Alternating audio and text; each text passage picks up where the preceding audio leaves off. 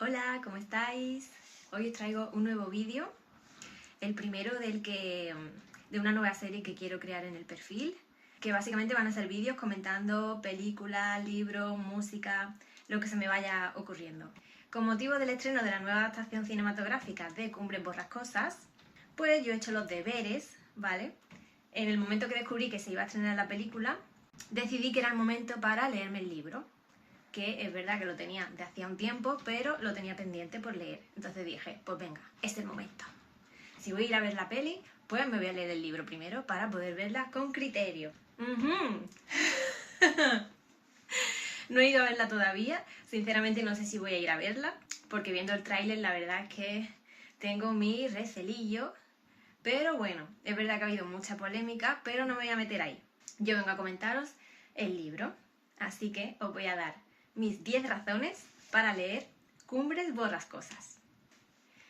Para empezar tengo que deciros que he tenido un poco de sentimientos encontrados con el libro, porque en la primera lectura no me ha apasionado demasiado, no sé si era porque yo no estaba...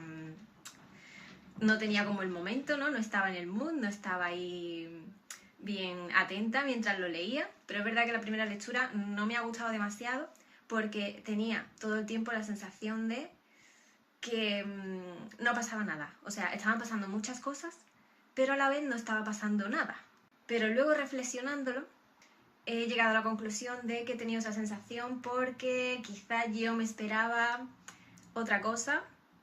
Yo esperaba que sucedieran ciertas cosas que no suceden, pero eso ya es cosa mía. Luego, en la segunda lectura, la verdad es que he descubierto que tiene un montón de elementos y detalles súper importantes, que está muy bien escrita, muy bien construidos los personajes, o sea, está muy bien hecha. Muy bien hecha, y la verdad es que la segunda lectura, que yo ya me he puesto a analizar, a subrayar, a hacer notas en los márgenes, y he descubierto que es una novela verdaderamente buena y recomendable al 100%. Entonces, dicho esto, vamos a empezar con mi primera razón para leer Cumbres Borrascosas. 1. La ambientación. Esta novela tiene una descripción de lo que es el paisaje, el lugar en el que se desarrolla, las dos casas, que en este caso tenemos la finca de Cumbres Borrascosas, de ahí el título, y tenemos la finca vecina, que es la Granja de los Tordos. Está muy bien descrito cómo son los espacios, cómo es el lugar. Está ambientada en los páramos de Yorkshire, en el Reino Unido. La acción se sitúa entre 1770 y 1801, más o menos. La historia transcurre durante unos 30 a 33 años y nos narra la historia de una familia. Entonces, a mí me das ya de primeras una historia de época en la que me vas a contar la historia de una saga familiar, ¿vale? De una familia a lo largo de diferentes años. Yo voy a ver qué le ha pasado a las diferentes generaciones y a mí ya me ha ganado con eso, ¿vale? Historia de época y de historia familiar, me tienes. Además de eso, vamos a asistir a la degradación de esa familia y de ese hogar, que es Cumbres Borrascosas. Y es muy interesante ver cómo en el momento actual la situación y los personajes se encuentran de una manera que es muy diferente a cómo se encuentran en el principio de la historia, en el pasado. Entonces vamos a tener saltos del presente al pasado, todo el rato. Y vamos a ver cómo se han desarrollado los acontecimientos y por qué los personajes y la situación se encuentran en la manera en la que se encuentran actualmente. Entonces, a nivel de ambientación, un 10, porque verdaderamente la descripción te hace sentir que verdaderamente estás dentro de la historia, te atrapa de alguna manera. La verdad es que la novela en general es un poco oscura.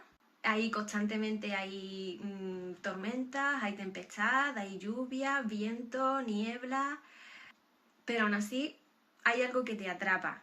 Entonces es verdad que te sientes un poco, ocurre un poco como le ocurren a los personajes dentro de la novela, que cuando todos los personajes que van a parar a Cumbres Borrascosas se sienten como atrapados allí.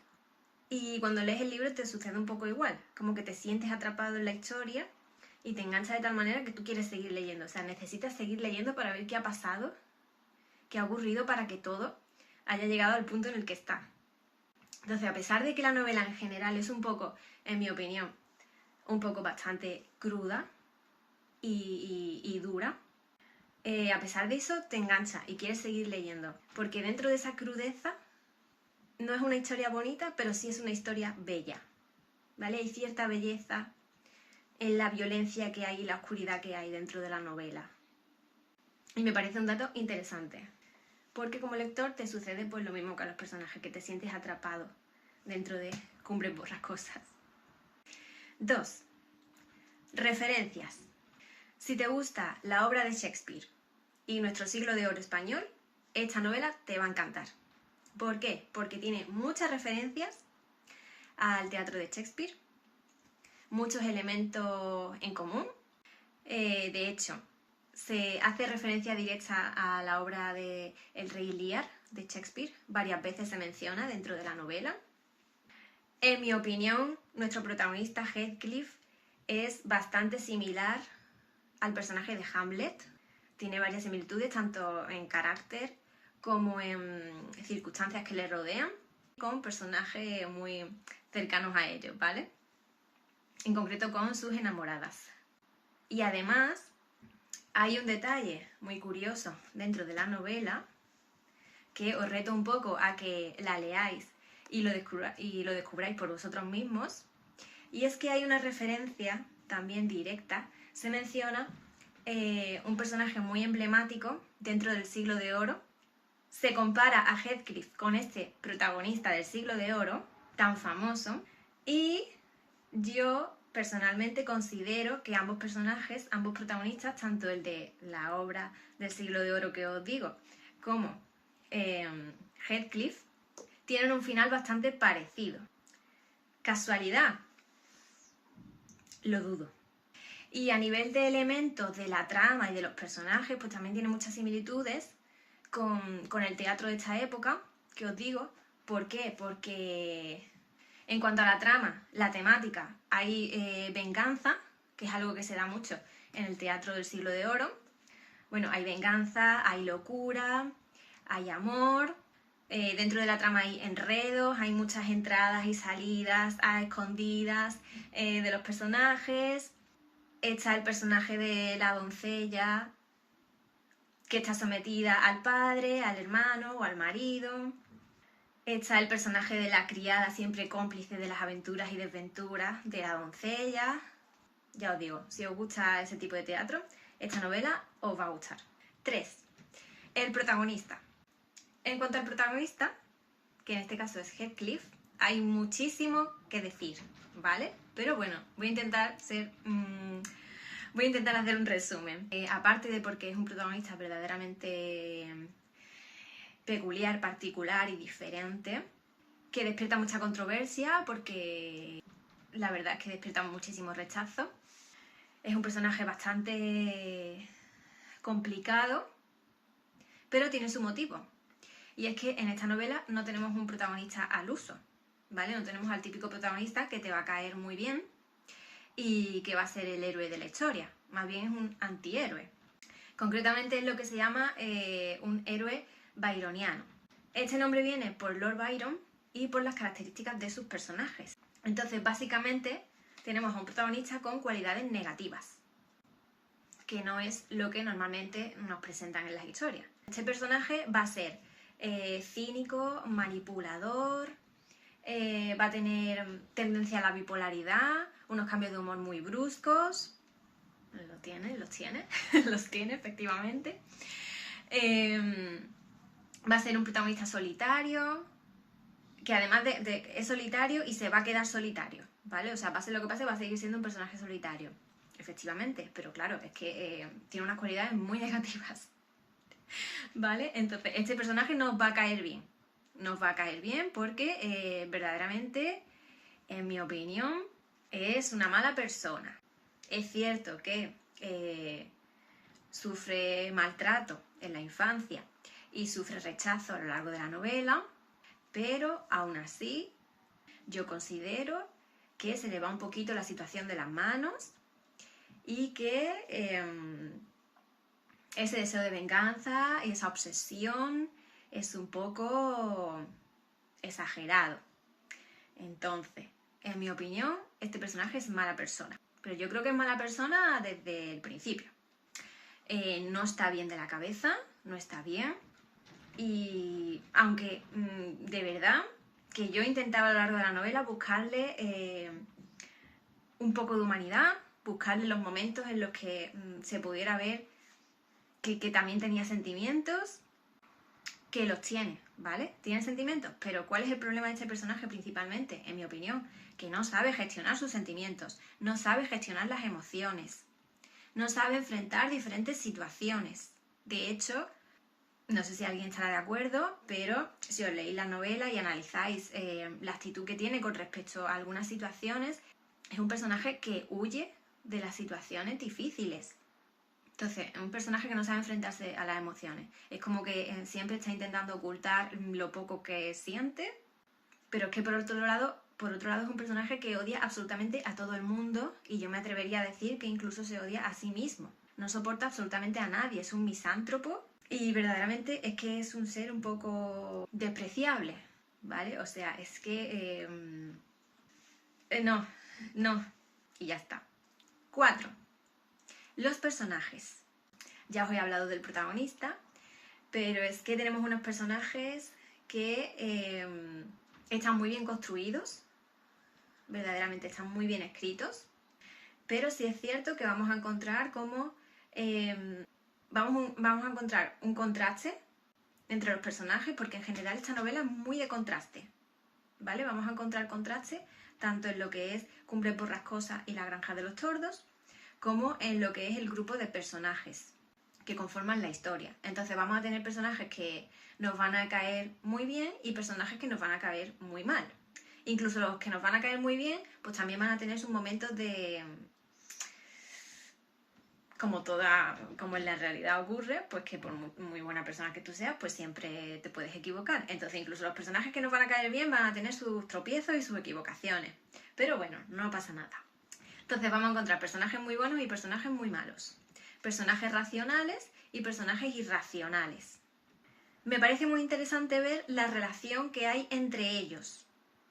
Concretamente, la relación que hay en esta novela entre hombres y mujeres en general son relaciones muy complicadas. Siempre ocurre que no, hay falta de comunicación. Hay falta de comunicación.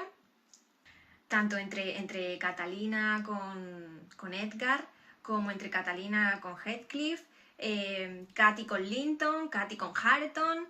Es que relaciones entre hombres y mujeres en esta novela, tema complicado, ¿vale? Siempre chocan, no se entienden. Cuando parece que se encauza la cosa, siempre vuelven a chocar. Bueno, ya os digo, personajes que os van a encantar o que a mí personalmente me han encantado, que he dicho, madre mía, es que usted es un caballero, usted es una señora con 2 dedos de frente, como tiene que ser, personas sensatas, que saben comportarse en cada momento como se debe, y luego nos vamos a encontrar otros personajes que... es que de verdad, es que me parecen tan horripilantes, tan desagradables, una frialdad y una crueldad muy feas.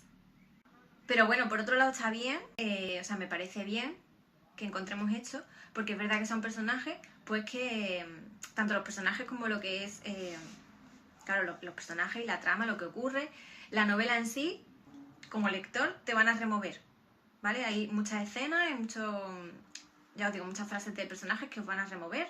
Cuando las leáis os vais a quedar un poco, ¿qué? ¿Cómo? ¿Qué acaba de pasar? ¿Qué acaba de decir?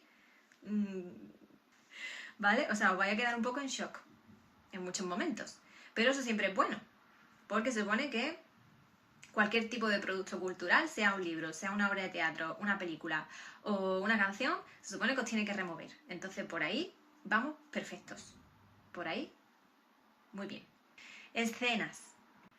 Este libro contiene muchas escenas muy crudas, incluye escenas complicadas, incómodas de leer a veces porque estás leyendo, está sucediendo la acción y de pronto hay escenas de violencia doméstica de un momento a otro que no te esperas y que te dejan un poco...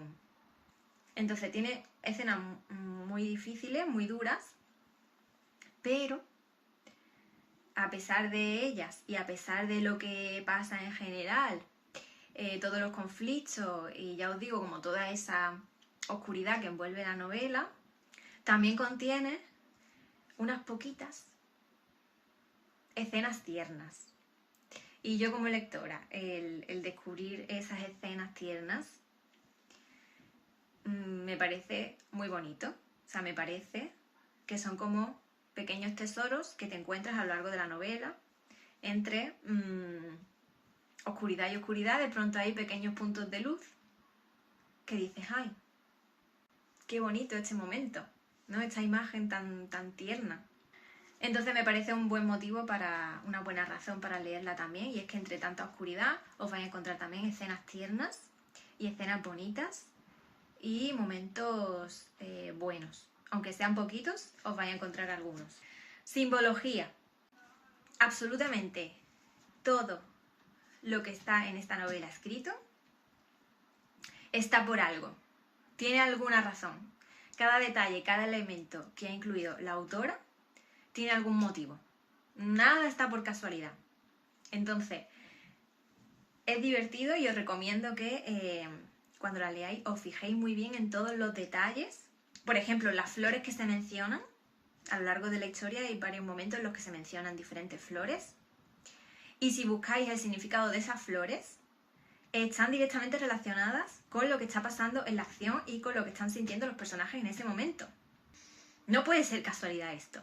Os pongo el ejemplo de las flores, pero yo también tengo mi propia teoría sobre los regalos que le piden Hindley y Catalina a su padre al principio de la historia cuando va a Liverpool. Le piden cada uno una cosa bastante diferente.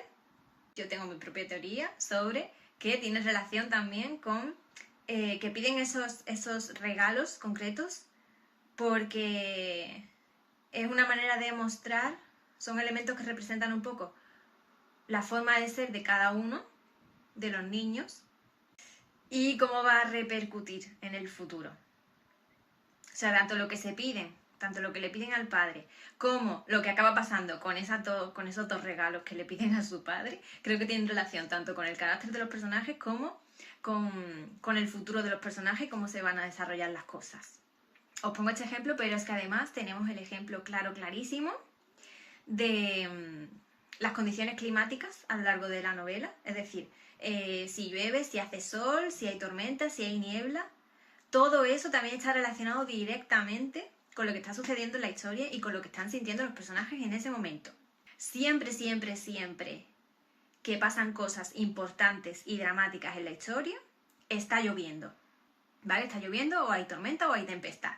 Y hay un momento en concreto en el que te dice, tanto al principio como al final de esa escena, te indica la autora que hay niebla, y es justo un momento en el que Katy tiene también niebla en su cabeza, digamos, porque es un momento en el que a Katy se le siembran dudas de si algo es verdad o no es verdad, y ella no se siente tranquila y necesita hacer algo al respecto, pero no está segura de si es correcto o no es correcto hacer algo o no, tal. Es un momento de dudas del personaje, entonces como si tuviera también niebla en su cabeza.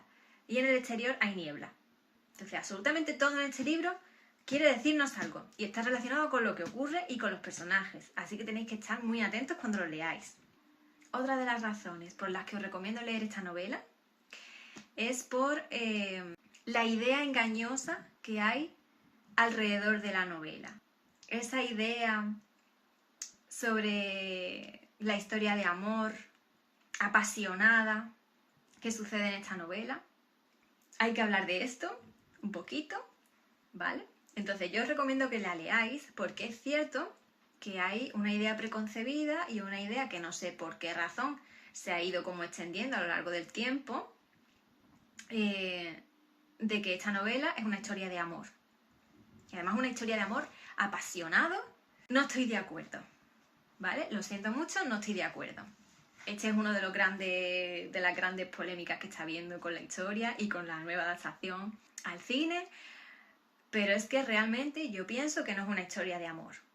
Considero que hay amor y que realmente hay un sentimiento de amor entre los dos protagonistas, eso sí es verdad, pero no puedo decir que sea una historia de amor porque esa historia de amor no sucede, no ocurre. Los personajes en ningún momento están juntos. Nuestros protagonistas en ningún momento tienen una relación.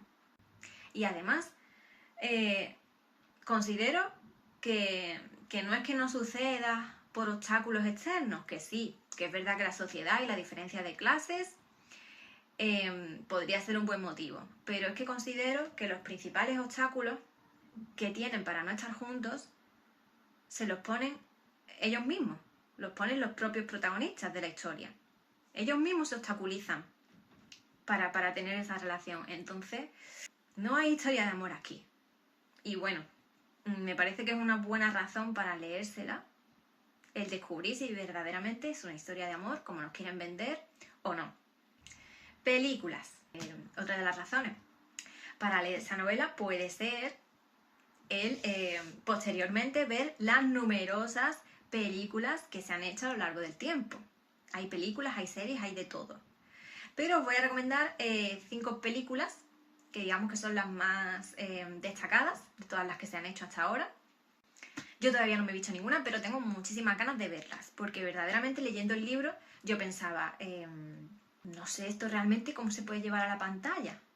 Y por otro lado también pensaba que entiendo que se inventen cosas que no están en la novela, porque realmente a mí me ha parecido que en la novela faltan muchas escenas y faltan muchos diálogos, especialmente entre los dos protagonistas, para que yo verdaderamente vea que tienen esa relación tan... esa conexión tan especial y tan trascendente y tan apasionada.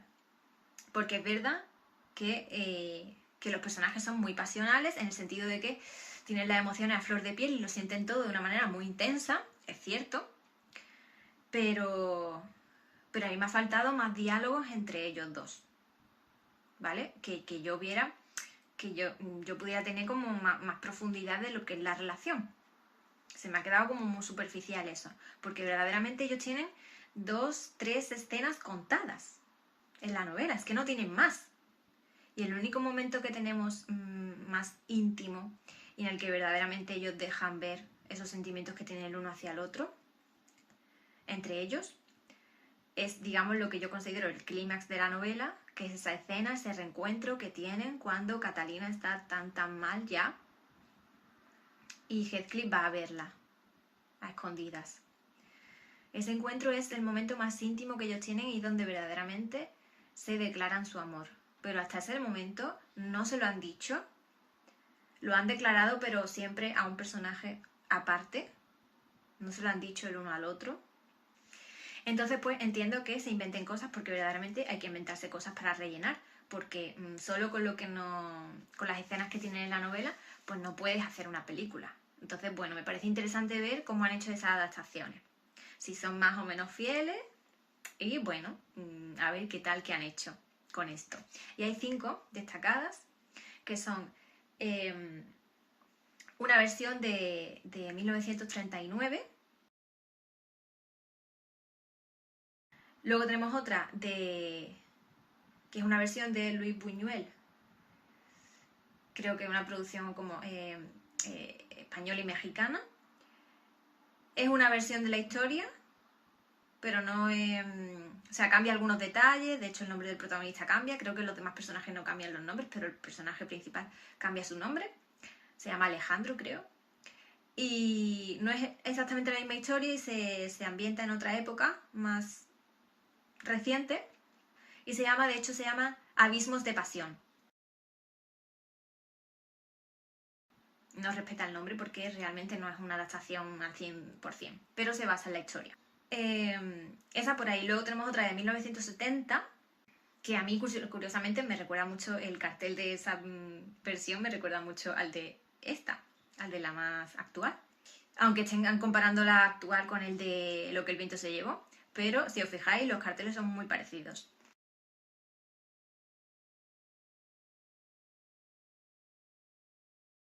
Luego tenemos otra de 1992, que por lo visto es la que es más fiel a la novela.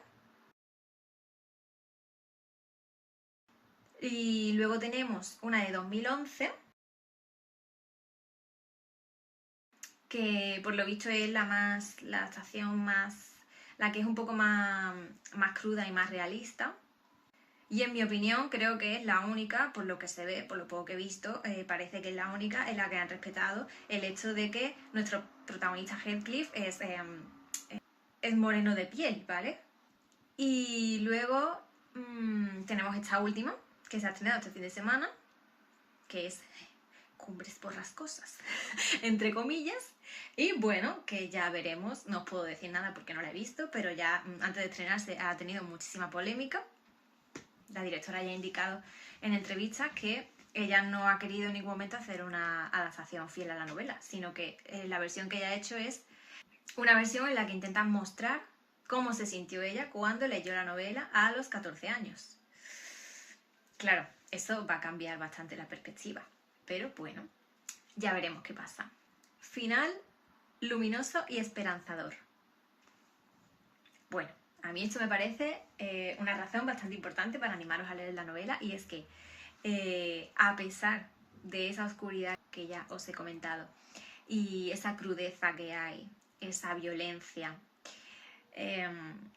esas emociones tan desatadas, ese odio, esa locura y esa tempestad que realmente hay a lo largo de toda la novela, nos encontramos con una luz al final del túnel, y la autora nos da un final en el que verdaderamente tenemos la sensación y se nos da a entender que se abre una nueva etapa para la familia en la que todo va a volver a calmarse y todo va a volver a estar en su lugar, y en la que todo va a ir bien. Y por último, pero no menos importante, a modo de resumen, digamos, os digo que tenéis que leeros esta novela porque verdaderamente no le falta de nada. O sea, lo tenemos todo aquí. Todo lo que necesitamos está aquí. ¿Vale? Es una novela que se enmarca dentro de lo que es el romanticismo. Romanticismo, entendedme, como movimiento literario. Entonces cumple con todas las características del romanticismo y de la novela gótica. Entonces tiene una mezcla entre ambos géneros. Cumple con la exaltación de las emociones, ¿vale? Los personajes lo viven todo muy intensamente. La pasión sobre la razón, ¿vale? Los sentimientos sobre la razón. Dentro de la temática vamos a encontrar amor, locura, celos, venganza, obsesión. Es que vamos a encontrar de todo, de todo. En cuanto a escenario y ambientación, tenemos tempestad, tenemos tormenta, tenemos ambientes nocturnos, luctuosos, vamos a tener espacios ruinosos, vamos a tener historias de fantasmas, de duendes, de demonios, referencias a todo eso. Detalles truculentos, lo tenemos. Atmósfera claustrofóbica, se da constantemente, o sea, le ocurre a todos los personajes que se encuentran en Cumbre por las Cosas, tienen esa sensación de estar atrapados y querer salir de ahí y no poder. Bueno, algo muy curioso e importante, tenemos dentro de lo que es la estructura, no tenemos una forma lineal, tenemos una forma discontinua. Tenemos saltos entre el presente y el pasado, tenemos relato dentro del relato, tenemos uso del estilo epistolar, tenemos cartas, tenemos manuscritos descubiertos, ¿vale? Se descubren diarios por ahí, se descubren cosas. Se descubren lazos familiares ocultos dentro de lo que es la estructura. También tenemos narradores cambiantes. En este caso tenemos dos. Tenemos a Lockwood y tenemos a la señora Dean. Emociones desbocadas, obviamente. Angustia, celos, amor enfermizo, lo tenemos todo. Personajes femeninos con llanto, ataques de nervios. Sí, sí. Tenemos personajes al borde del colapso, pero es que tanto femeninos como masculinos. Y por último, una de las características sobre todo del gótico femenino, porque tanto esta novela como la de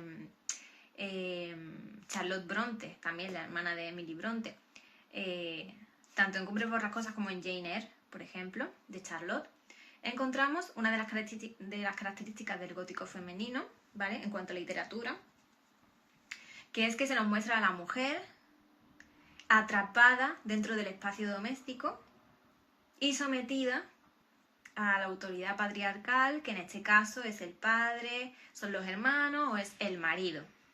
Entonces es verdad que todo eso se cumple en la novela y es uno de los exponentes de lo que es el gótico femenino. Y en fin, que no le falta de nada. Espero que la disfrutéis. Si os animáis y la leéis, dejadme en comentarios qué os ha parecido. Si la habéis leído ya, contadme si estáis de acuerdo o no con cosas que he mencionado. Decidme qué os pareció, si os gusta o no os gusta, si es una historia de amor o no es una historia de amor. Y o si habéis visto la película, qué os ha parecido. Contadme todo lo que queráis en los comentarios. Espero que os haya gustado y nos vemos pronto con otro vídeo.